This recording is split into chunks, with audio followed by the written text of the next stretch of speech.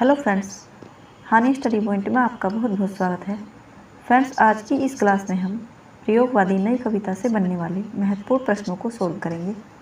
इस टॉपिक को हम दो पार्ट में पढ़ेंगे। ये पार्ट नंबर 1 है। पार्ट 1 में 40 प्रश्न होंगे और पार्ट 2 में भी 40 प्रश्न होंगे। पार्ट 2 को अगली क्लास में पढ़ेंगे। फ्रेंड्स, कुछ दिनों से चैनल पर क्लास कंटिन्यू नहीं हो पाई थी, लेकिन अब सभी क्लासेस कंटिन्यू चलेंगी। और जैसा कि आपको पता है, टीजीटी पीजीटी की डेट कभी भी अनाउंस हो सकती है, क्योंकि आयोग का गठन हो चुका है। तो इसलिए हम अपनी तैयारी को एग्ज़ाम से पहले बेहतर रखेंगे। तो आइए बढ़ते हैं अपने टॉपिक की तरफ। टॉपिक है प्रयोगवादी नई कविता। इससे बनने वाले जितने भी महत्वपूर्ण प्रश्न बन सकते थे, वो हमने ये 2 क्लासों में हम इनको कवर कर लेंगे। तो आइए देखते हैं। पहला प्रश्न नंबर 1 है, प्रयोगवाद का आरंभ किस संग्रह से माना जाता है? 4 ऑप्शन है इसके, बताना है इसका राइट आंसर कि प्रयोगवाद का आरंभ किस संग्रह से माना जाता है। तो इसका राइट आंसर हो जाएगा तार सप्तक से, जो कि अज्ञे जी के द्वारा रचित है। आगे चलते हैं। प्रश्न नंबर 2 है, तार सप्तक का प्रकाशन कब हुआ था? 4 डेट दे रखी है इसमें। तार सप्तक का प्रकाशन वर्ष पूछा है, तो इसका प्रकाशन वर्ष है तार सप्तक का 1943। तक से लगा लेना, तक से 43, ता से 43 और ता से तक, तार सप्तक। ठीक है, ये मेरी अपनी ट्रिक है फ्रेंड्स। अगर आपको ये ट्रिक अच्छी लगा तो आप इसको जो है याद रख सकते हैं, और आपको अगर किसी और ट्रिक से याद हो तो आप उससे देख सकते हैं। प्रश्न नंबर 3 है, सप्तक परंपरा के काव्य संकलनों का संपादन किसने किया था? 4 ऑप्शन है, अज्ञे, मुक्तिबोध, प्रभाकर माजवे या रामविलास शर्मा। सप्तक परंपरा के काव्य संकलनों का संपादन किसने किया? प्रश्न नंबर 3 का राइट आंसर होगा ये अज्ञे जी ने किया था। आगे चलते हैं, अगला प्रश्न देख लेते हैं। प्रश्न नंबर 4 है, प्रयोगवाद का केंद्रीय सिद्धांत क्या था? 4 ऑप्शंस दे रखे हैं, वर्ग संघर्ष का सिद्धांत, आधुनिकतावादी सिद्धांत, समाज की सर्वोच्चता का सिद्धांत या व्यक्ति स्वतंत्रता का सिद्धांत। प्रश्न नंबर 4 है, तो प्रयोगवाद का केंद्रीय सिद्धांत जो था वो था व्यक्ति स्वतंत्रता सिद्धांत। आगे चलते हैं। प्रश्न नंबर 5 देख लेते हैं। प्रयोगवाद के अंतर्विरोधों, अतिवादों को लक्षित कर उसके आलोचकों ने उसे किस प्रकार का साहित्य कहा? प्रगतिवादी साहित्य कहा, विषयवादी, रूपवादी या मार्क्सवादी? प्रश्न नंबर 5 का राइट आंसर हो जाएगा, इसको कहा रूपवादी साहित्य। आगे चलते हैं, अगला प्रश्न देख लेते हैं। प्रश्न नंबर 6 है, प्रयोगवादियों को किस विचारधारा ने सर्वाधिक प्रभावित किया? प्रयोगवादियों को किस विचारधारा ने सर्वाधिक प्रभावित किया? मार्क्सवादी, अस्तित्ववादी, समाजवादी या राष्ट्रवादी? प्रश्न नंबर 6 का राइट आंसर हो जाएगा अस्तित्ववादियों ने। आगे चलते हैं। प्रश्न नंबर 7 है, प्रयोगवाद को अतिरूपवाद से मुक्ति किस परवर्ती काव्यधारा में मिली? 4 ऑप्शन है, नई कविता में, प्रगतिवादी काव्य में, उत्तर छायावादी काव्य में या प्रपत्तिवादी काव्य में? प्रयोगवाद को अतिरूपवाद से मुक्ति किस परवर्ती काव्यधारा में मिली? तो इसका राइट आंसर हो जाएगा नई कविता में। आगे चलते हैं। प्रश्न नंबर 8 देख लेते हैं। प्रयोगवाद के समानांतर चले साहित्य आंदोलन नकेनवाद या प्रपद्यवाद का प्रवर्तक कौन था? नकेनवाद का दूसरा नाम ही प्रपद्यवाद है। 4 ऑप्शन है, नलिन विलोचन शर्मा, रामविलास शर्मा, विनय शर्मा या यज्ञ शर्मा? प्रश्न नंबर 8 का राइट आंसर हो जाएगा नलिन विलोचन शर्मा जी। आगे चलते हैं और प्रश्न नंबर 9 देख लेते हैं। अज्ञे ने कुल कितने सप्तक संपादित किए थे? 2, 3, 4 या 1? तो प्रश्न नंबर 9 का राइट आंसर हो जाएगा अज्ञे जी ने कुल 4 सप्तक संपादित किए थे। आगे चलते हैं। प्रश्न नंबर 10 है, निम्न में से कौन सप्तक परंपरा का कवि नहीं है? त्रिलोचन, नागार्जुन, मुक्तिबोध, माचवे, नेमिचंद जैन, भारत भूषण अग्रवाल, गिरिजा कुमार माथुर या रामविलास शर्मा? प्रश्न नंबर 10 का राइट आंसर हो जाएगा त्रिलोचन नागार्जुन जी, ये सप्तक परंपरा के कवि नहीं। आगे चलते हैं और अगला प्रश्न देखते हैं। प्रश्न नंबर 11 है, प्रयोगवाद के चमकते हुए काव्यशिल्प पर निम्न में से किसका प्रभाव पड़ा?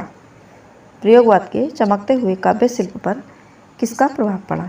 बिंबवाद का, मार्क्सवाद का, अद्वैतवाद का या प्रगतिवाद का? प्रश्न नंबर 11 का राइट आंसर हो जाएगा बिंबवाद का। प्रयोगवाद के चमकते हुए काव्यशिल्प पर बिंबवाद का प्रभाव सबसे अधिक पड़ा। आगे चलते हैं और अगला प्रश्न देखते हैं। प्रश्न नंबर 12 है, समय के प्रवाह में प्रयोगवाद और प्रगतिशील काव्य किस आंदोलन में समा गए? समय के प्रवाह में प्रयोगवाद और प्रगतिशील काव्य किस आंदोलन में समा गए? छायावाद, उत्तर छायावाद, नई कविता या समकालीन कविता?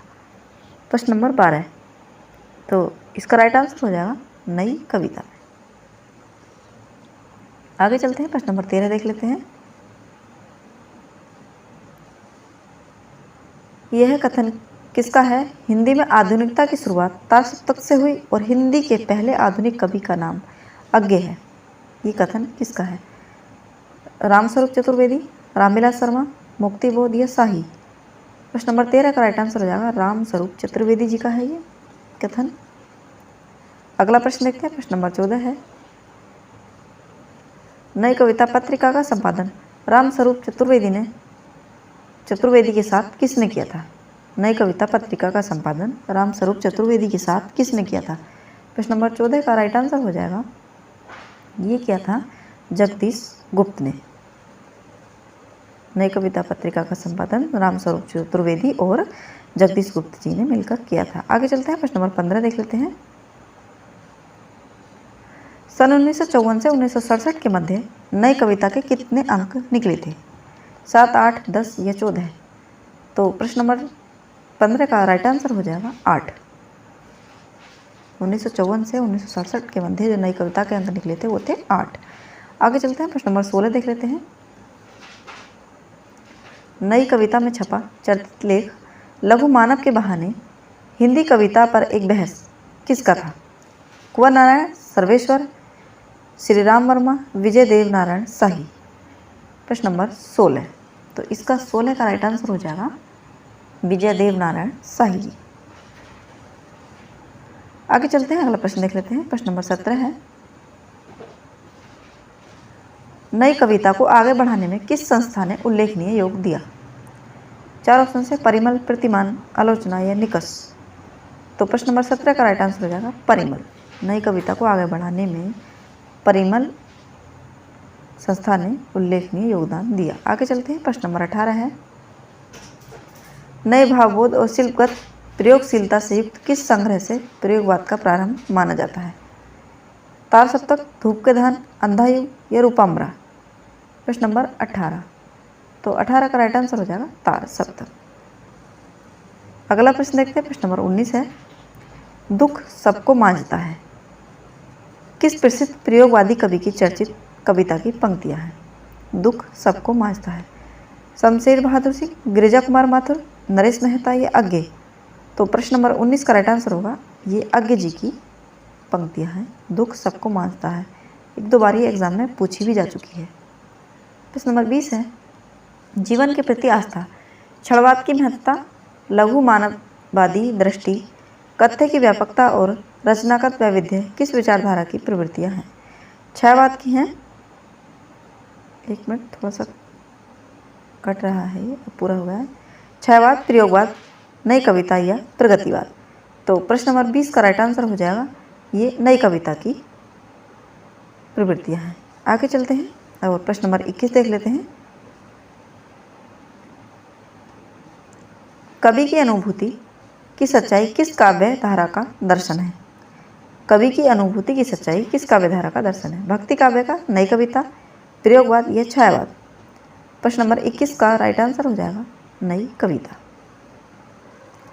अगला प्रश्न देखते हैं। प्रश्न नंबर 22 है,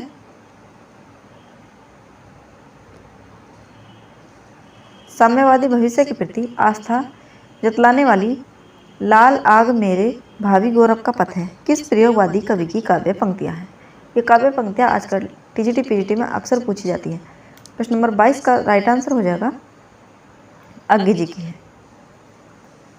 आगे चलते हैं, अगला प्रश्न देखते हैं। प्रश्न नंबर 23 है,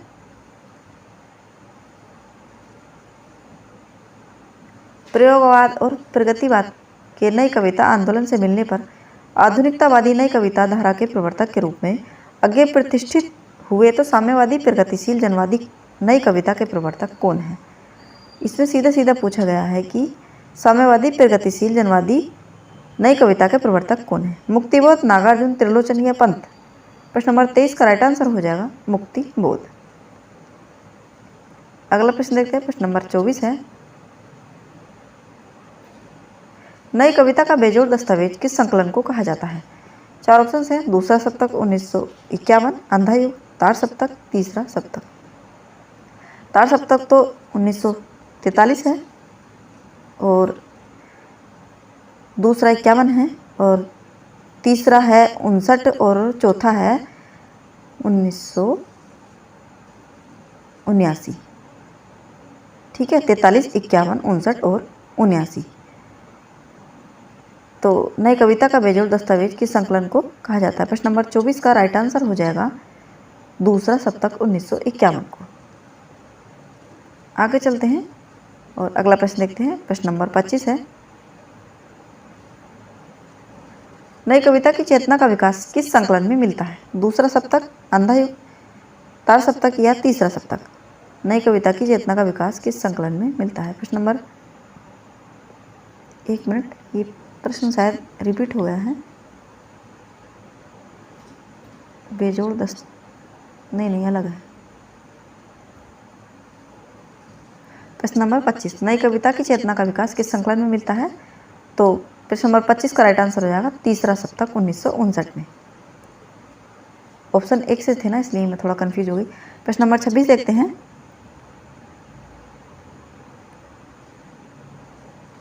निम्न में से कौन सी कृतियाँ नई प्रबंध चेतना से पूर्व की प्रबंधात्मक कृतियाँ हैं? चिंता ये आगे जी और अंधा युग ये धर्मवीर भारती जी का है, आत्मजय कुंवर नारायण का है और एक कंठ पिस्पाई दुष्यंत कुमार, लोकायतन पंत जी का है, कामायनी प्रसाद जी का है, चित्रकूट चरित ये लक्ष्मीकांत वर्मा और कनुप्रिया ये भी भारती जी का है। प्रश्न नंबर 26, कौन सी कृतियाँ नई प्रबंध चेतना से पूर्व की प्रबंधात्मक कृतियाँ हैं? तो इसका राइट आंसर हो जाएगा 26 का लोकायतन पंत और कामायनी प्रसाद। आगे चलते हैं और अगला प्रश्न देखते हैं। प्रश्न नंबर 27 है,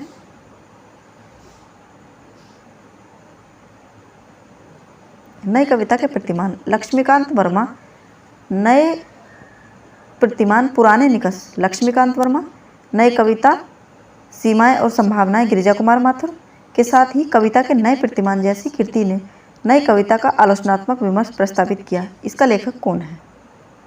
नई कविता के प्रतिमान, ये पूछा गया है कि इसका लेखक कौन है? नामवर सिंह, उदयभान सिंह, शिव प्रसाद सिंह या रामविलास शर्मा जी? प्रश्न नंबर 27 का इसमें राइट आंसर हो जाएगा नामवर सिंह। अगला प्रश्न देखते हैं और प्रश्न नंबर 28 है, नई कविता नई मनस्थिति का एक प्रतिबिंब है, एक नए मूड का, एक नए राग का संबंध का रूप है। ये किसके शब्द हैं? लक्ष्मीकांत वर्मा, नामवर सिंह, शिव प्रसाद सिंह या आगे जी? प्रश्न नंबर 28 का राइट आंसर हो जाएगा आगे जी का। ये सब जो है ये आगे जी के हैं। आगे चलते हैं, प्रश्न नंबर 29 देख लेते हैं। सार्थ कामों का अस्तित्ववाद, मार्क्स लेनिन का साम्यवाद और गांधीवाद के अतिरिक्त किस भारतीय राजनीतिक विचारक ने नई कविता को अंतर्दृष्टि दी? नेहरू, लोहिया, जयप्रकाश नारायण या नमूदरीपाद? प्रश्न नंबर 29 का राइट आंसर हो जाएगा लोहिया जी ने। आगे चलते हैं और अगला प्रश्न देखते हैं। प्रश्न नंबर 30 है,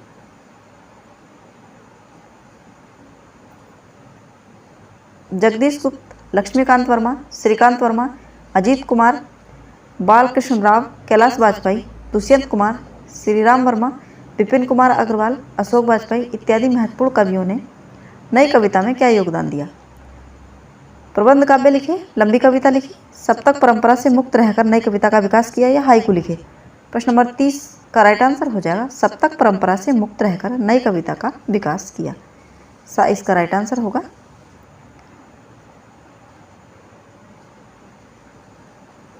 आगे चलते हैं और अगला प्रश्न देखते हैं। प्रश्न नंबर 31 है,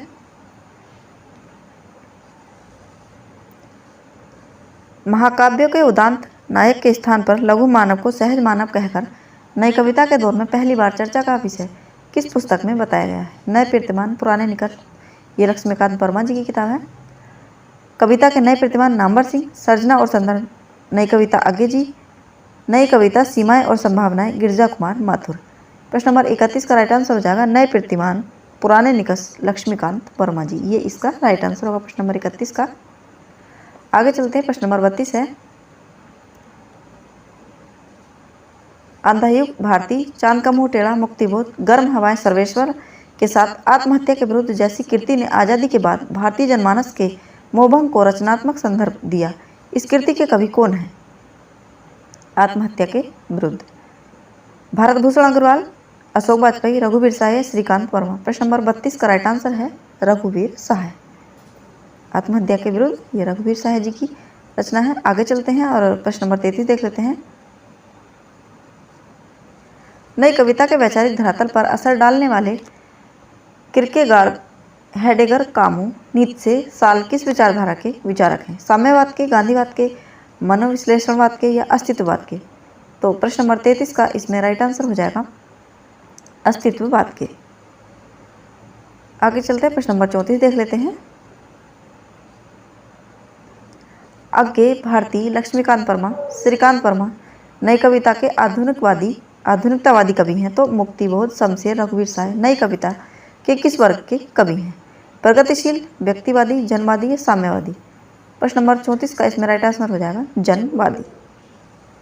आगे चलते हैं, अगला प्रश्न देख लेते हैं। प्रश्न नंबर 35 है, नई कविता के दौर की चर्चित विचार केंद्रित लंबी कविता कुआनो नदी का कवि कौन है?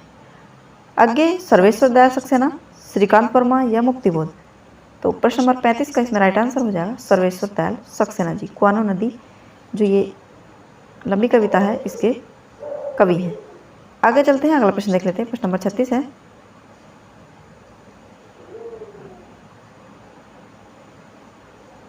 मुक्तिबोध की बहुचर्चित लंबी कविता का नाम क्या है? लोकायतन, अनामिका, हिमतरंगिनी या अंधेरे में?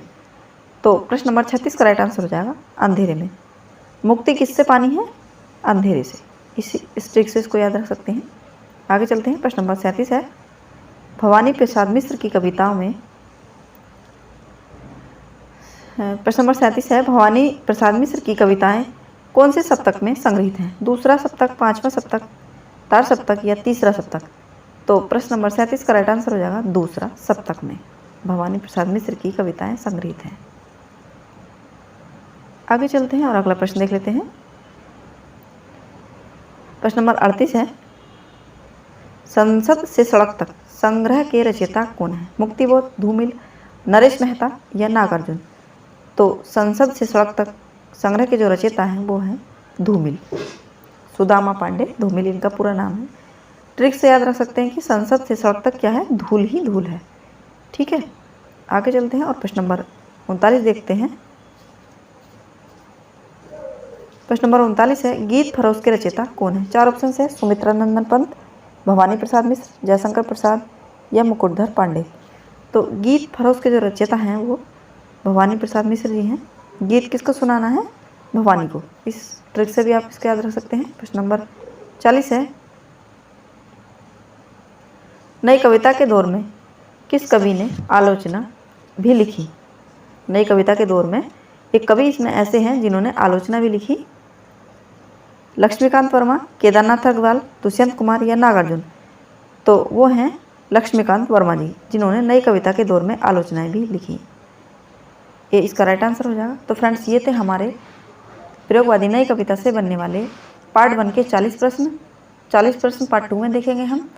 फ्रेंड्स, इस चैनल पर हम सिलेबस वाइज जो टीजीटी पीजीटी का जो सिलेबस वाइज मतलब टॉपिक हैं उसी से रिलेटेड जितने भी वस्तुनिष्ठ प्रश्न हैं उनको कवर करने की कोशिश करते हैं।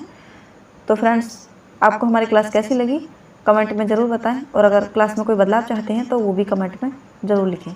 मिलते हैं अगली क्लास में। Thanks for watching.